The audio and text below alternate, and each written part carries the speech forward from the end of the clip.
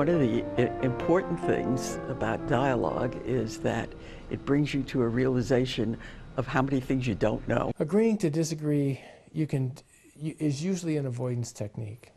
You know, you and I have a conversation, you say something, I disagree with it, I say something, you disagree with it. And if I don't really want to deal with you, and you don't want to deal with me, one of us will say, oh, we'll just agree to disagree.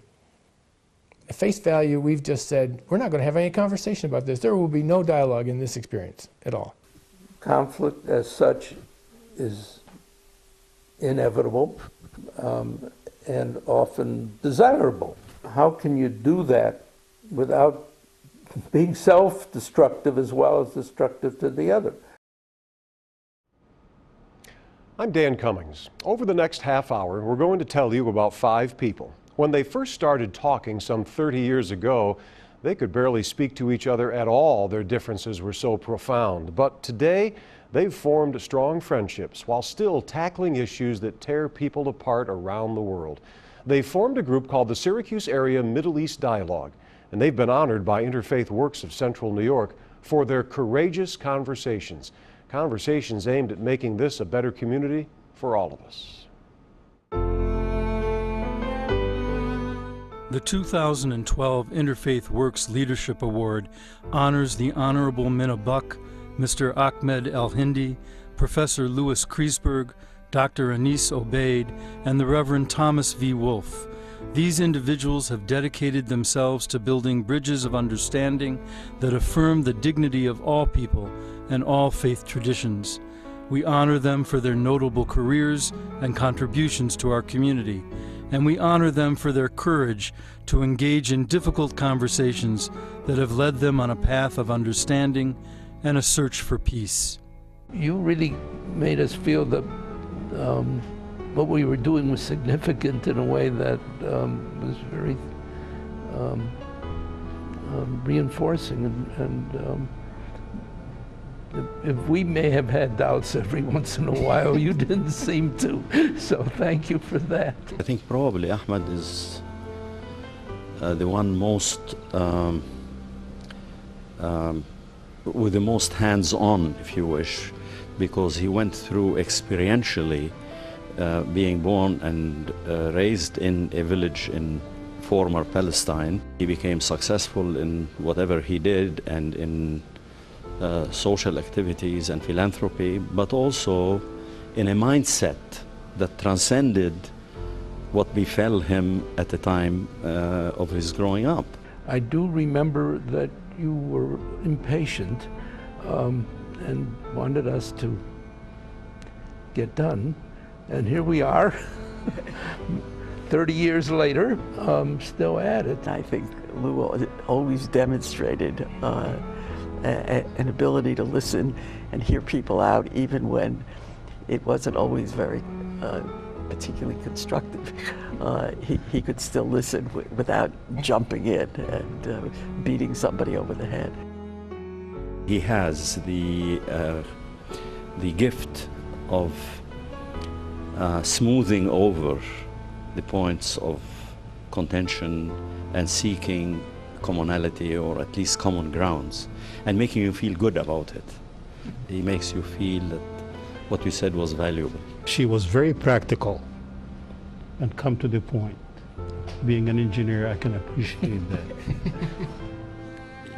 In addition to the sober and thoughtful analysis, there is a charm and a goodness. You feel that she really means what she says. Anis, you are our poet and our scientist.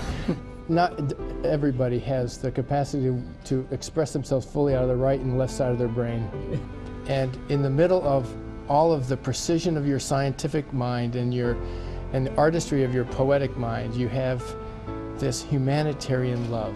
And in our dialogue, it would always come down to, but what does this mean for people? Besides being a great philosopher and a poet and a humanist, he can tell jokes, and he enjoyed telling the joke as if he just more than the other people who are enjoying it. I mean, he laughed at his own joke so much that he had never done it before. I graduated from that.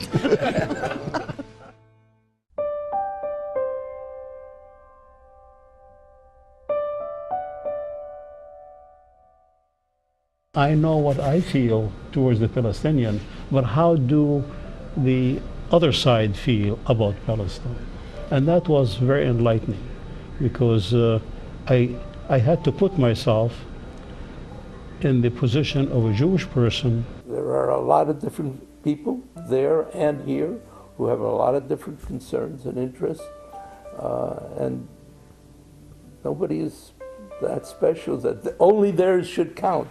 One of the things I have gotten out of this process, I think, is a greater understanding of the whole business of getting out of your comfort zone. One of the ways in which people can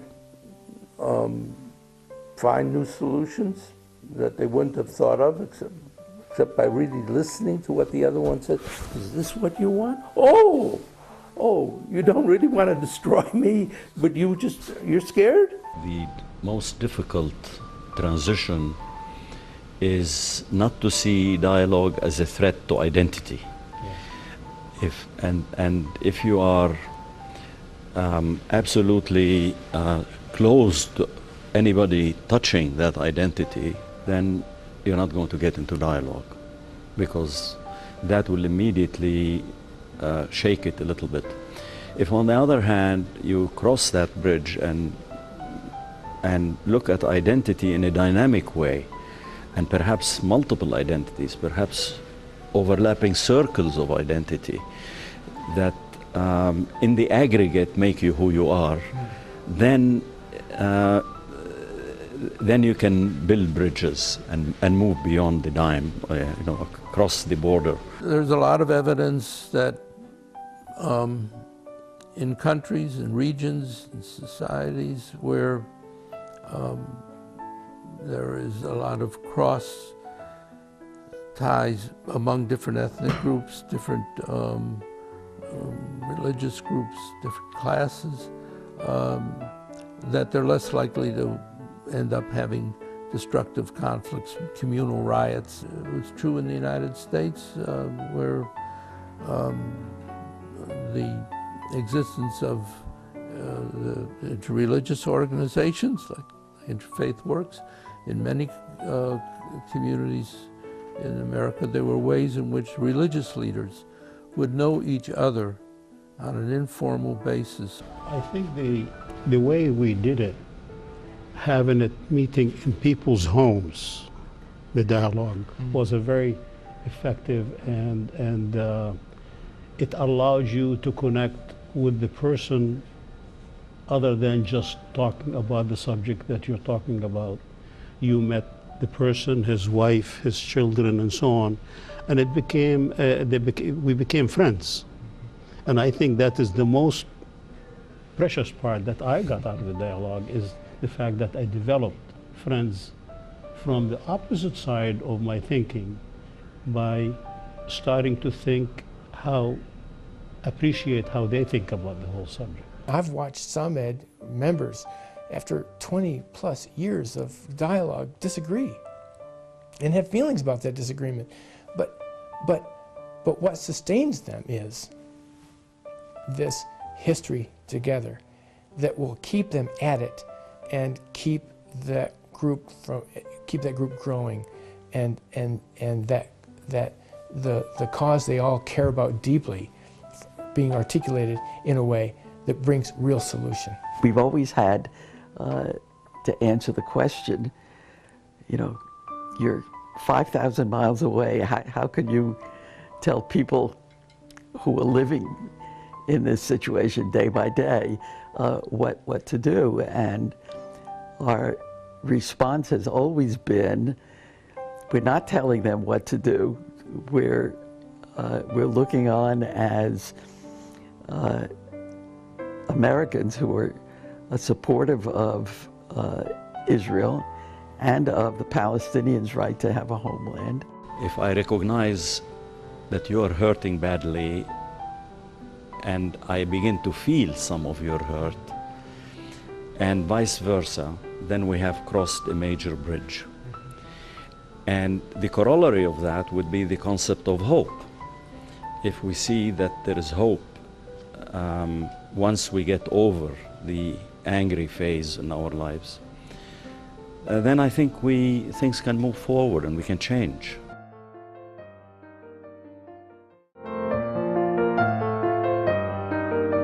Jim Dessauer is Director of Development at Interfaith Works of Central New York. He's also a documentarian, and he's the gentleman who conducted the interviews that we're seeing in this program. Jim, first of all, when you sat down in their homes with these 5 amazing individuals, what was your goal in conducting these interviews? What were you looking for? I was looking for a couple of things. One was to talk with them about their lives and the ways in which they had been part of courageous conversations, not only amongst each other, but in various aspects of their lives. And I was interested in talking with them about how that practice of being involved in courageous conversations impacted their lives. So that there was a picture to be painted not only about the conversations and about dialogue, but about these 5 people as human beings. And we're hearing that as we listen to them speak. I mean, these are people who in some cases their positions didn't acknowledge someone's right to exist, you know, and yet they come together as friends. They continue to talk about things they may never agree on and likely won't. It's really remarkable. Yeah, it's on the one hand an extraordinary thing, and on the other hand a very ordinary thing, and that's part of what I was hoping to portray, that these are extraordinary individuals, if nothing else, because of their perseverance. But they're also individuals that did things that all of us can do and showed us how. Now, why are they so deserving of the Interfaith Leadership Award that they were given? Well, that's the extraordinary part of who they are. They all of them have participated for many, many years, some of them for 30 and more years in dialogue together. And they also, each of them, have been involved in really important and in many ways difficult, courageous conversations in many aspects of their lives. And so these were 5 people who really exemplified what is at the core of Interfaith Works' mission. And having met them and spent some quality time with each of these 5 individuals, what is it you have come to admire personally about each of them? But about all of them as a group? There's a generosity of spirit that all of them have. Each of them have a quality of really listening, of real forbearance for other people's views, a real desire to put themselves in the shoes of others and really communicate openly. Jim, it's been a remarkable experience for us to watch the fruits of your labor as a documentarian, and certainly for those who haven't met these people, to meet them up front. Thanks for joining us on our program. You know, when these honorees were here at our News Channel 9 studios, they got a chance to meet with some high school kids that are part of a group called Seeds of Peace. That's a program that teaches this leadership and dialogue facilitation skills to help develop our young people as ambassadors of peace. All hostilities sooner or later come to an end. No matter how bitter they are, no matter how horrible they are, things change. And it's within people to change them. People ask me, like he said, what did you accomplish? I says, well, we at least developed some kind of a relationship between ourselves where we understand each other's people. Okay, we don't have grandiose ambitions. We say, no, we're not going to. But at least a little pebble makes a little ripple, and another one makes a little ripple, and a little ripple, and gradually these ripples will become waves. I want to use the past as a springboard to the future, and not as a jail to be stuck in it, and future generations to be stuck in it.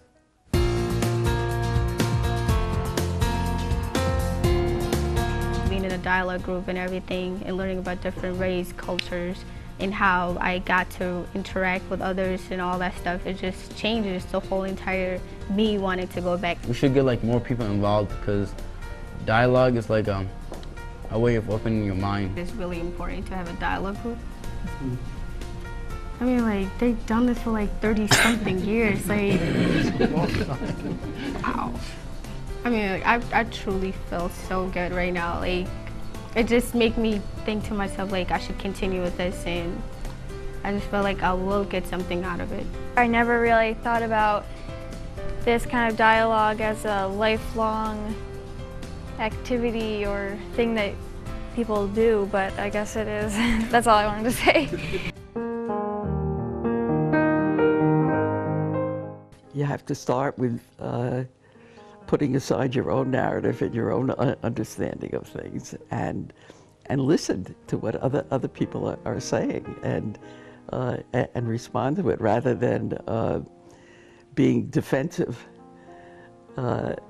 to protect the ground you're already on. The impact of dialogue is that even with potential adversaries, you can lower the barrier, you can remove the roadblocks, and you can nurture the relationship of human to human and the commonality that binds us in the global village.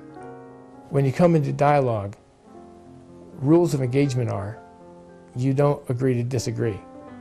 You disagree honestly, with integrity, and in relational terms with the other. Each one of us was so polarized in his own thinking, and until you heard more of the other side, and then, like I said, put yourself in their position and accept some of what they accepted, then it became easier to continue. In this dialogue group, we always had in mind that we were trying to do something collectively that we couldn't do alone. This is where we have changed. I know I have changed throughout my life and my career in a very substantial way. And I hope I'll continue to change. And I hope the dialogue will never end.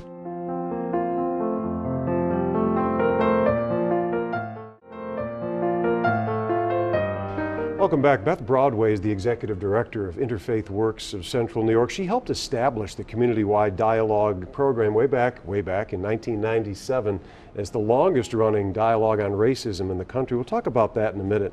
Back then, of course, it was called the Interreligious Council of Central New York in 1997. Beth, first of all, what do you most admire about these 5 pretty extraordinary individuals we're featuring in this program? Right. It's the combination of who they are individually and as a group. Certainly the longevity of their courageous conversation is something worth honoring, but they also each have very distinguished careers in medicine, in law, in engineering, in academia, in religion. So they have this great combination of what they've given through their careers and what they've done in their civic life as well that is really admirable. And so long running, the conversations to sustain themselves for this long. We talked about 1997, and you have the distinction of running a continuing dialogue on racism, the community-wide dialogue to end racism, longest running one in the country of its kind. After this many years, what can we look for? What can you tell us about evidence that it would indicate this is working in the community? Well, you know, it is a tough thing to measure because much like an earthworm keeps the garden clean and lets the soil grow, doing the dialogue and having these kinds of courageous conversations, whether it's about race or about culture or about religion or about the differences between us in terms of refugees and American-born people, is a very tough conversation to have. And it's, as you see from these honorees, it's a long-term conversation that needs to be had in order to keep our civic soil clean so that good things can grow within our community. Yeah, it's like Tom Wolfe said earlier in the program, you can't just pretend there aren't differences. You can't gloss over the differences and just say we'll agree to disagree. Right. These dialogues get right down to it. And it helps us to find our common ground, those places in our civic life and in our community where we can agree and move forward from that place. Right. So the Dialogue Center, you've got more in the works at Interfaith Works. You're not stopping here. Tell us about the Dialogue Center. What's in the planning process now? Well, we've just gone through a major strategic plan with help from the Gifford Foundation to help us move towards what is essentially who we are as an agency.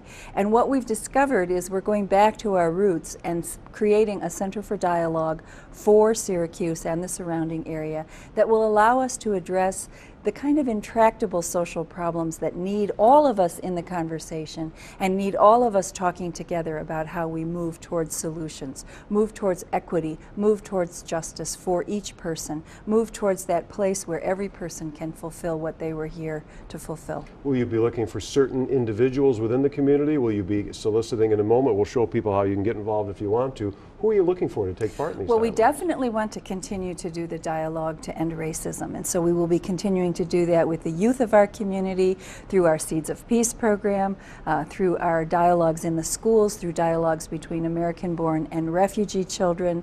We're also doing a dialogue right now between Africans and African Americans to break down some of the tension that's in some parts of our city as a result of the refugee population coming. But one of the things that we really want to do is also to look at community issues that need all of us thinking and talking and working together. So for example, as we make a decision about whether we have Route 81, Right. now that is a decision that's not just about concrete, it's also about how do we then bridge the social structures that would result as a result of not having that. We could have a role in helping the community have a good and decent and fruitful conversation. Well, they've been fruitful for so many years thanks to your leadership and Interfaith Works of Central New York. Beth Broadway, thank you for joining us on our program, and Thank keep up you. the good work. Thank Keep you, up Dan. the courageous conversations. If you'd like to take part, if you'd like to know more, learn more, we have an address and a phone number we'd like to show you. It's Interfaith Works of Central New York, 3049 East Genesee Street, Syracuse, New York. The zip code is 13224, or you can call them at 315-449-3552. Or go online and learn more. It's Interfaith Works, all one word, interfaithworkscny.org. I want to thank you so much for being with us and sharing the stories and the conversations of these special people, the courageous conversations sponsored by Interfaith Works of Central New York.